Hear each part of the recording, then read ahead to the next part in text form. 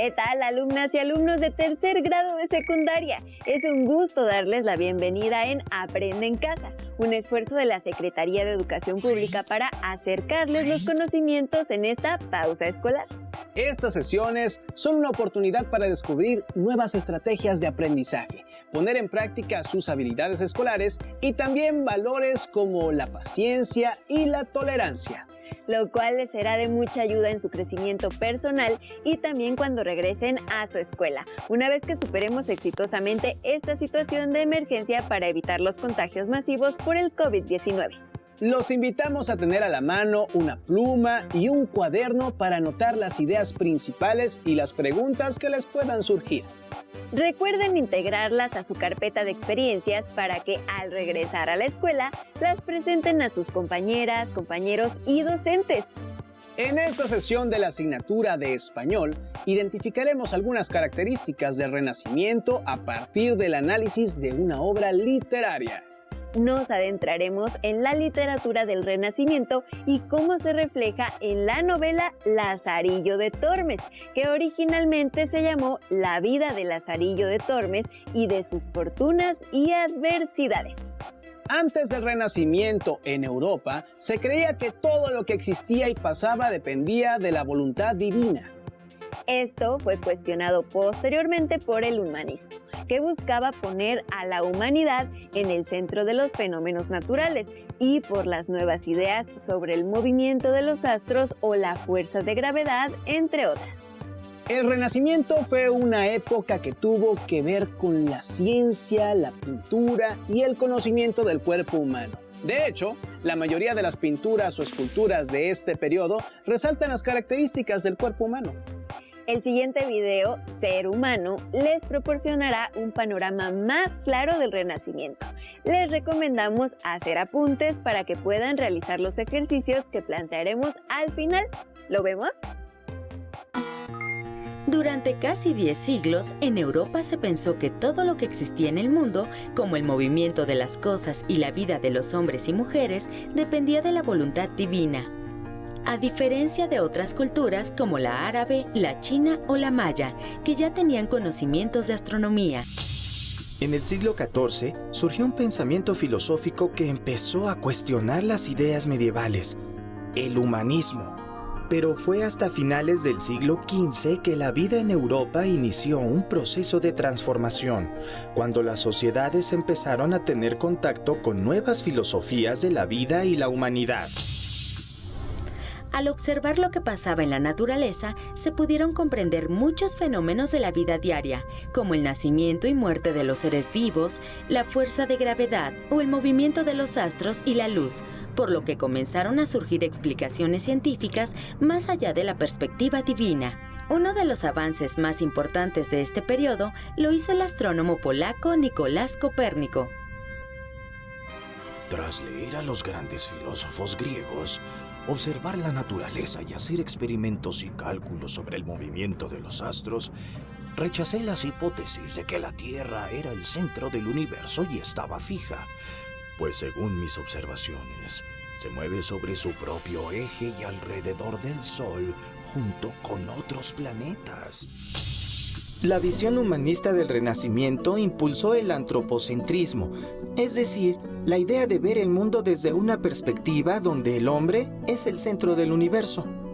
Una consecuencia de esta nueva idea fue el estudio de la anatomía humana, tarea de gran detalle, casi tan artística como la de los pintores. Incluso, muchos artistas eran científicos a la vez, como Leonardo da Vinci, quien llegó a trabajar con cadáveres para conocer mejor el cuerpo humano.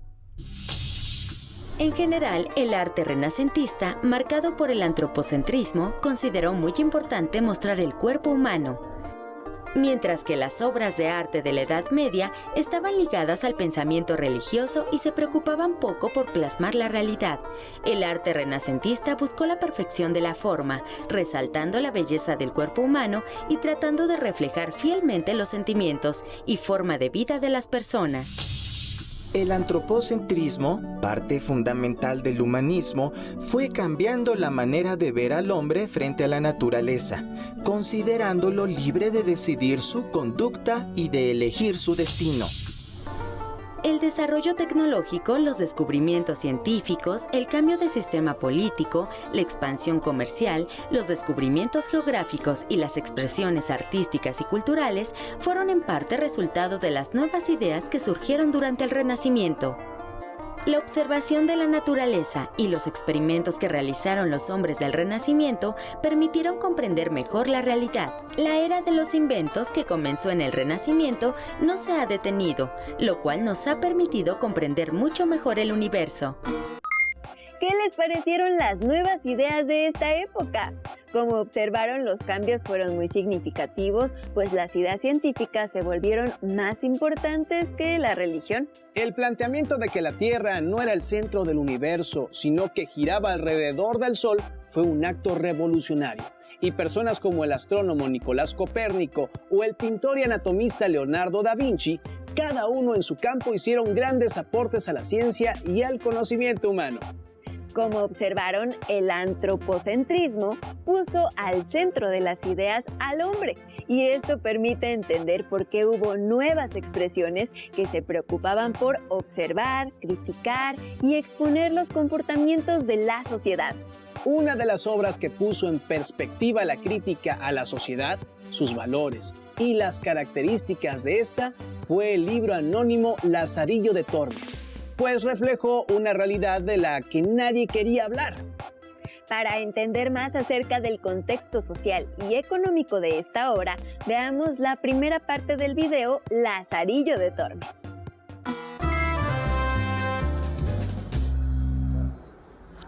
Una de las obras de gran relevancia para la literatura hispana es la novela Lazarillo de Tormes.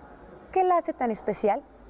Un aspecto relevante es que la novela nos cuenta la vida de un niño y la manera particular como descubre el mundo. Algunos personajes de la literatura y del cine son niños y adolescentes que enfrentan y superan situaciones difíciles. Algunos de estos personajes son Huckleberry Finn de Mark Twain, quien vive sus aventuras en el medio rural del sur de Norteamérica, entre balsas y barcos de vapor. También recuerdo a Oliver Twist, personaje creado por Charles Dickens, quien llega del campo a Londres en la época de la Revolución Industrial. Lazarillo de Tormes fue el modelo y antecedentes de estos personajes que enfrentan los problemas sociales de su tiempo y casi todos logran sobrevivir en un mundo hostil. Mi nacimiento fue dentro del río Tormes, por la cual causa tomé el sobrenombre. Y fue de esta manera.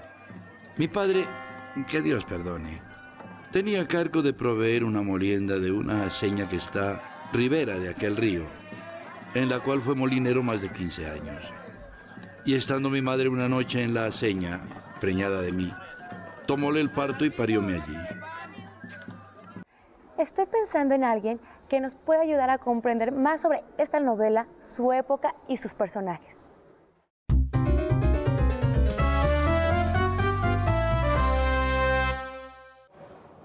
Nos encontramos con el maestro Enrique Lepe. Gracias por acompañarnos. A ti, Liliana. ¿Podrías describirnos el contexto de la novela Lazarillo de Tormes y narrarnos cómo era en España y su imperio cuando se publicó la novela? Claro que sí, mira, la novela se publica en 1554, es decir, en el siglo XVI. Hay que recordar que coincide con el Renacimiento de Europa, el Renacimiento español también. En esta época había mucha riqueza en España, pero una riqueza que era malgastada porque se había invertido en la guerra. Recordemos que se había descubierto América en 1492 y que por lo tanto se extraía mucha riqueza de América hacia España, pero se invertía en la guerra. Es decir, el pueblo no había favorecido con esta riqueza. Había mucha mendicidad, mucha pobreza, muchas enfermedades, puesto que el dinero se concentraba en la monarquía y en los nobles y en los caballeros. Y entonces pues, podemos ver que había mucho contraste en esta época, en dos culturas. ¿Y quiénes conformaban los grupos sociales más poderosos? Como España tiene una monarquía, evidentemente el grupo que imperaba como poder y con dinero eran los reyes católicos en esa época, y alrededor de ellos se formaba un grupo de gente noble, que a veces adquiría la nobleza por dinero, y de caballeros. Ellos ostentaban la mayor riqueza y el mayor poder. Entonces eran los más poderosos. Como te digo, abajo entonces había el pueblo que carecía de muchos servicios, de muchas cosas. El autor se valió de los personajes para criticar y denunciar distintos problemas sociales que había en esa época. Lázaro, llega el oído a ese toro y oirás gran ruido dentro de él. Y como sintió que tenía la cabeza para la piedra, afirmó recio la mano y dióme una gran calabazada en el diablo del toro, que más de 3 días me duró el dolor de la cornada. Y díjome: necio, aprende que el mozo del ciego un punto ha de saber más que el diablo. ¿Cómo era Lázaro y cuál era su carácter? Mira, tenía que recordarse que la novela es la narración de la vida de una persona desde que es niño hasta que llega a la edad adulta. Y entonces en ese transitar de un periodo a otro podemos ver que el carácter de este niño, que era inocente, se transforma debido a las circunstancias que éste vive en el entorno, ¿no? Lázaro pues va aprendiendo a sobrevivir en una sociedad que le es adversa, que tiene todo en contra, y él lo que quiere es comer solamente, comer, crecer y vivir tranquilo en esa sociedad. Entonces de la inocencia que tiene pasa a aprender trampas, a ser un cínico, a ser un hipócrita. Se oye muy fuerte, pero es lo que él aprendió y es lo que la sociedad le da a que aprenda, ¿no? Sus tutores, que son los amos a quienes sirve, cada uno le enseña una cosa distinta de la vida. Y desgraciadamente, como son personas que carecen de cosas elementales, le enseñan a conseguirlas de una forma que no es la más adecuada para una sociedad con valores, ¿no? Mas no había piedra imán que así atrajese así, como yo con una paja larga de centeno que para aquel menester tenía hecha, la cual metiéndome en la boca del jarro y chupando el vino, lo dejaba en buenas noches. Mas como fuese el traidor tan astuto, pienso que me sintió y, dende en adelante, mudó propósito y asentaba su jarro entre las piernas y atrapábale con la mano y así bebía seguro. En el contexto de la novela, ¿cuál es la actitud de Lázaro al recorrer ciudades y pueblos y cómo interactúa con los demás personajes? Mira, digamos que la novela es un reflejo de la sociedad de aquella época. Y entonces Lázaro nos va presentando, bueno, la novela narra cómo es su vida con cada uno de estos personajes que encuentra como amos. Y entonces podemos decir que de alguna forma Lázaro es un retratista, porque como es él el que cuenta la historia y nos va narrando cómo es cada personaje, pues nos da idea de cómo se vivía en esa época y además de lo que él aprende de cada uno de ellos. Así, por ejemplo, de El Ciego, que es el primer amo que tiene en la novela, Lázaro nos describe cómo es este individuo, cómo se las ingenia para obtener dinero, cómo incluso hace trampas porque cobra por rezar y a veces no reza, y después conoce a un escudero. Ahí nos representa esta parte de la sociedad que quedó marginada porque no fue asumida por la parte noble de la sociedad ni por la monarquía, y entonces aprende Lázaro de este personaje cómo es la honra, pero venida a menos, ¿no? Un tipo que no quiere trabajar por conservar la honra, pero que se muere de hambre. Después conoce una parte de la sociedad que es el clero, que es la parte más fuerte de la novela porque es una crítica muy dura a este sector de la sociedad, y ahí narra cómo había en esa época individuos que vendían bulas papales, documentos que perdonaban todos los pecados a cambio de una buena suma de dinero, ¿no? Y a veces quien los compraba era la gente que menos tenía recursos, por ejemplo. Y así de esta manera van varios personajes, ¿no? Que un clérigo también aparece en la obra, un clérigo que aparentemente tiene una vida pues recatada, aceptable, pero que también tiene sus propios pecados, ¿no?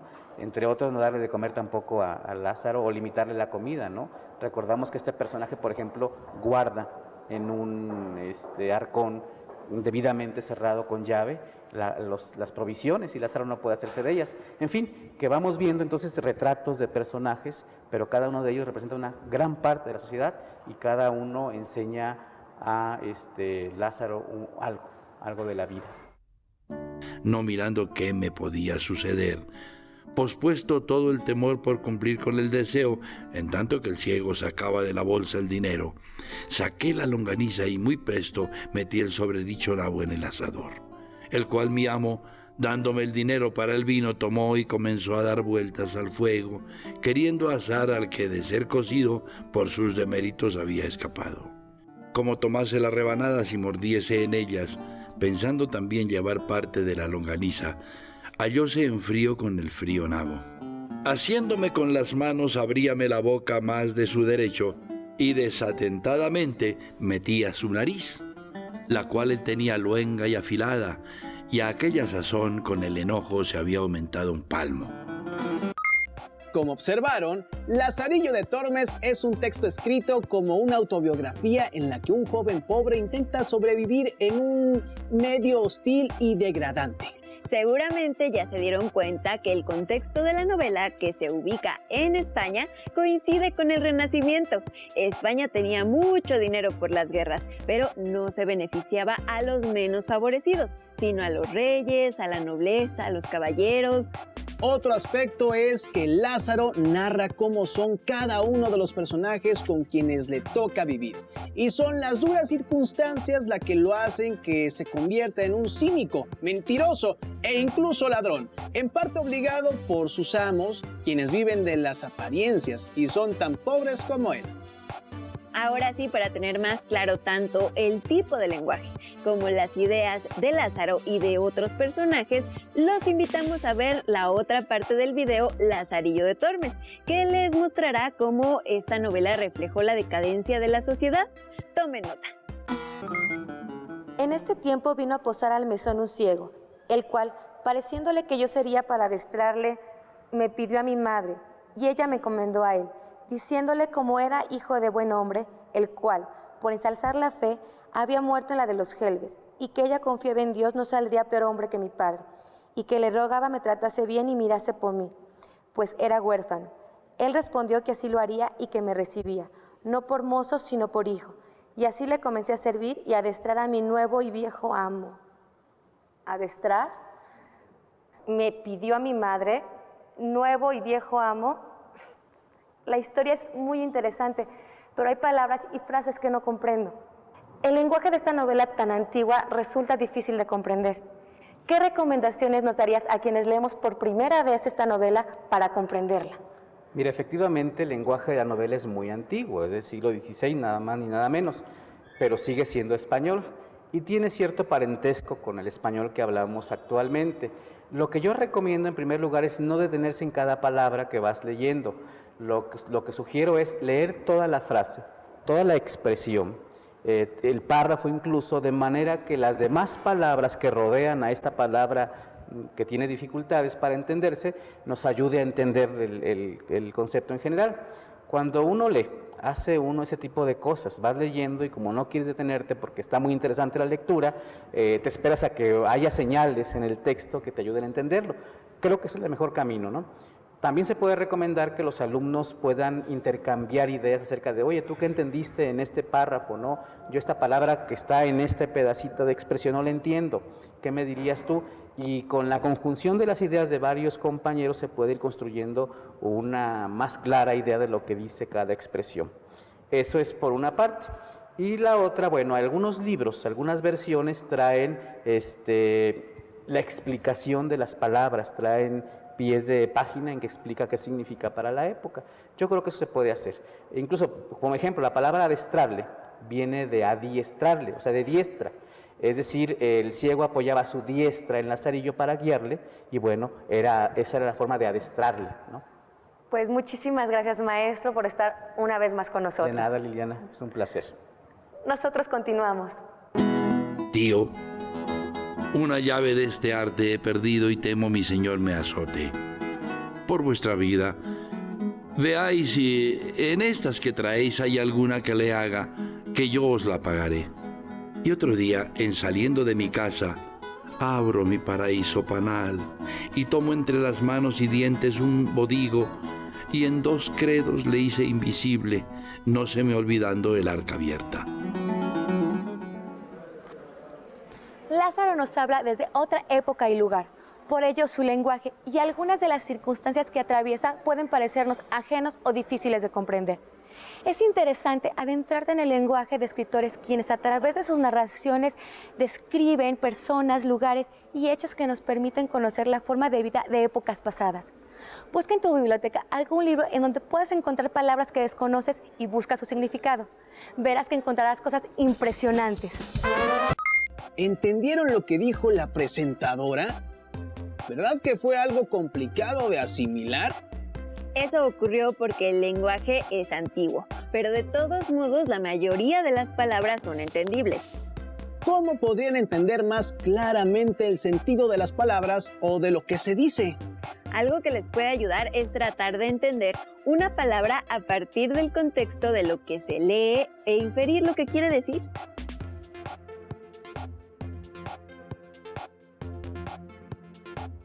A continuación, les pedimos que tomen nota y escriban las siguientes preguntas que deberán responder.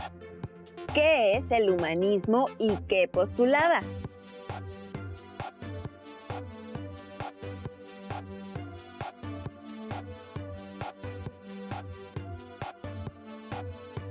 ¿Qué aportó el Renacimiento?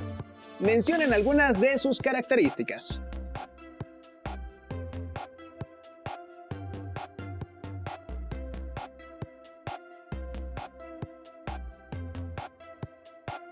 ¿Cómo son los personajes con los que vive Lázaro?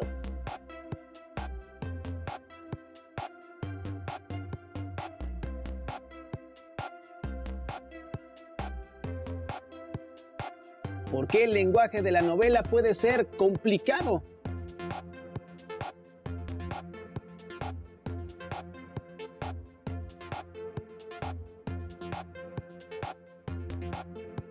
Lean un apartado de la novela del Lazarillo de Tormes, cuya lectura ya les hemos recomendado, y busquen el significado de algunas palabras que no entiendan del texto en su diccionario o en internet.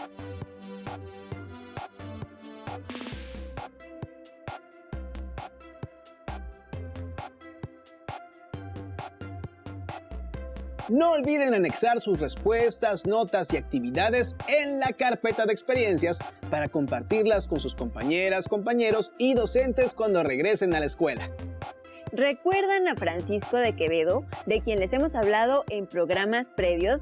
De él les recomendamos leer Historia de la vida del Buscón, llamado Don Pablos. Se trata de otra obra sobre pícaros que, como el Lazarillo, les permitirá asomarse a otras épocas, otros valores y otras maneras de reír.